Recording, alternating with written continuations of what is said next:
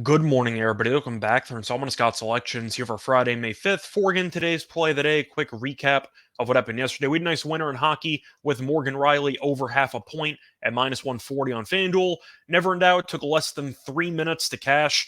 Really just as easy as it gets. Look for another winner here on Friday. And for today's play of the day, going to pivot to basketball. Going to look at game 3 between the Celtics and the Sixers taking place at around 7:30 p.m. Eastern Time. And for this game, I'm going to take the road team in this game. Going to take the Celtics minus 1.5 at minus 110 on Fox Bet. Time recording of 2 a.m. Eastern Time. A couple reasons why we're going to take the Celtics minus the points here. First reason, shopping around minus 1.5 and minus 110 is a very good line. Most books have -2 already. I'm assuming you'll see some 2.5s at some point. But the fact that Fox Bet's still giving you 1.5 with no additional juice, I'll gladly take the free half point, no questions asked. But to go through the reasons why I like the Celtics, you're looking at the head-to-head meetings. Boston did very well so far this season. Boston has won 4 of the 6 meetings. And the main story in this series, for better or worse, has been the return of Joel Embiid. We know that he missed game 1. Philly pulled off the shocking victory, and then he came back in game 2 and Philly got buried. And I do feel like Embiid's return, what I'm going to say is going to sound controversial, especially if you're a 76ers fan, because I'm aware that he literally just won the MVP. But I got to point out that I really think Embiid returning early from injury doesn't actually accomplish much good for Philly. And I think it actually accomplishes more harm than good because Boston did a really good job defending him in game 2. And the main story was how Philly's offense went from scoring 119 points when it was playing quicker with Harden really controlling everything to scoring 87 points because they couldn't really get out and run. We know that Embiid is not exactly a fast big man by any means, and we know that he really likes to operate in the half court. The problem is Boston's half court defense has been really good so far in the series, and with the referees not calling as many fouls, it's really not a great recipe for success for Philly to operate solely in the half court for this entire series. And to go through the actual fast break points, it was relatively similar in games 1 and 2, but Embiid looked really out of it. And to go through his actual stats for game 2, Embiid only attempted 9 shots, went 4 for 9 from the floor, 0 for 2 from 3, had 15 points. But the scary part was he had 3 rebounds and 0 assists. Now, he did have 5 blocks, so he did a good job with rim protection. The problem is with Embiid probably being at close to, let's say, 75% health, he's having a hard time of really moving around out there. And I do think, besides offensively, how that could impact the team, defensively, he's really having a hard time of contesting outside jumpers. And Boston really exploited that because the Celtics made 23 pointers and they attempted 51 of them. Now, Philly, on the other hand, attempted 30. They only made 6 of them. I think you'll probably see a bigger increase in, or more three-pointers made from Philly.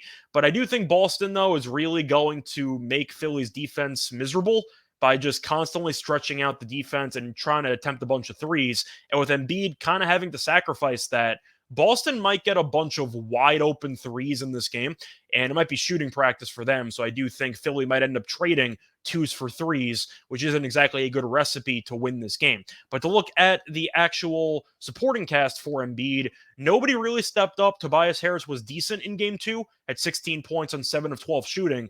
Harden was brutal. He had 45 points in game 1, had 12 points in game 2 on 2 of 14 shooting, and 0 for 6 from 3. You're assuming that Harden's going to step up, at least compared to what happened in game 2. And then you saw Maxey play decently, went 6 for 14 from the floor for 13 points. So you're assuming, well, Philly's going to look better with Harden and Maxey contributing more or Embiid contributing more. The problem was Boston still won the game by 30 plus points, and Jason Tatum only scored 7 points. I think that's a serious red flag because we know Tatum can go for 30 in any game. Jaylen Brown's been very good. Seems like Philly hasn't had an answer for him. You saw Marcus Smart play well at 15 points. Derek White started hitting some shots. He scored 15 points. Brogdon off the bench at 23 points. A lot of guys stepped up for Boston. And I do think that Boston's bench is significantly deeper than Philadelphia's, which is another concern that Philly might run into. But the main adjustment that Boston used for game 2 was using a lot of Grant Williams. And we know defensively, he's a pretty good small ball center when they need him to be. He's also a pretty solid three-point shooter, and he's proven in the playoffs. And Williams really torched this team on both ends. He was a plus 22 in plus minus in 29 minutes. He had 12 points, went 4 for 8 from 3. And once again, he played some really good defense on Embiid. Now, they are going to trap, they're going to send some extra help. But the point is, Embiid has had a hard time dealing with Boston in his career when he was fully healthy in the playoffs. Now he's compromised physically.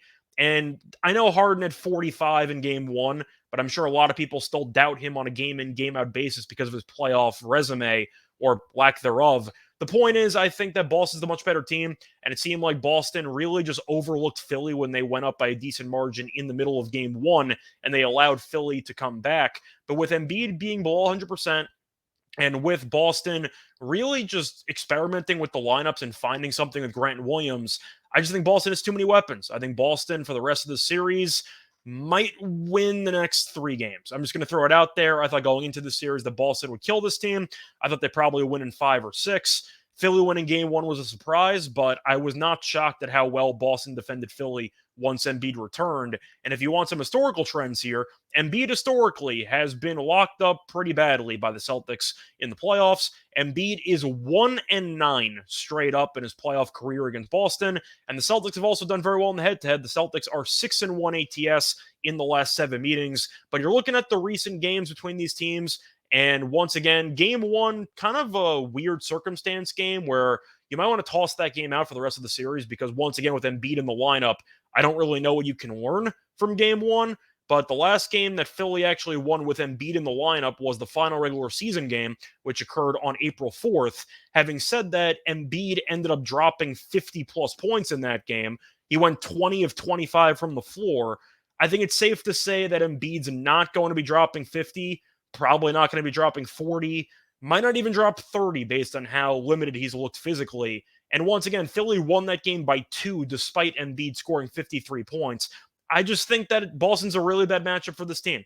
They have a lot of depth. They can really shake things up. They shoot a lot of threes. And with Embiid being limited both offensively and defensively because of the injury, I do think Philly's up against it. Play that once again here for Friday, May 5th is going to be on the Celtics, -1.5 and -110 on Fox Bet. Bye, everyone.